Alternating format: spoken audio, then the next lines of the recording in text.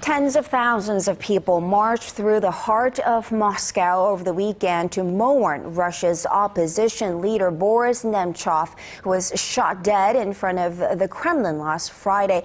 For more, Paul Lee is joining us from the news center. Paul, this is a shocking murder, one that's drawn fierce public backlash, with many of President Putin's critics blaming him directly for the shooting.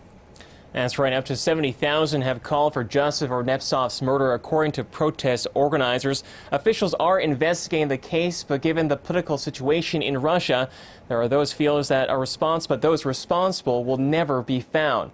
This as local media are declaring that this killing will have profound repercussions for Russia at home and abroad. Our Sohn Jung-in reports.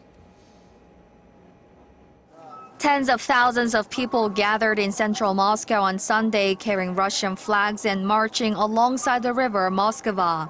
The streets were filled with protesters holding placards that said, "I am not afraid," in memory of Boris Nemtsov, who was shot dead in the shadow of the Kremlin on Friday evening. Meanwhile, CCTV footage has emerged showing the moment of the shooting. The poor resolution video shows two people believed to be Nemtsov and his female companion walking across a bridge in central Moscow before a snow truck moves behind the couple to obscure the view of the shooting. This is not a mere murder, but an act of terror. This is politically motivated, and we need to find the truth behind this terror attack. Police believe there are two suspects involved and have expanded their investigation in search for them. The shooting happened 2 days before Nemtsov was to speak at a major anti-government rally. He was working on a report presenting evidence that he believed proved Russia was directly involved in the conflict in Ukraine, despite official denials from Moscow that it has supplied separatists with troops and weapons. Boris declared that he would reveal persuasive evidence about the involvement of Russian armed forces in Ukraine.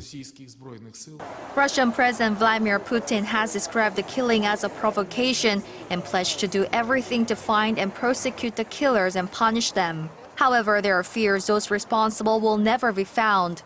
Nemtsov's supporters believe shadowy elements in the Russian government were behind the killing of one of Putin's most prominent critics.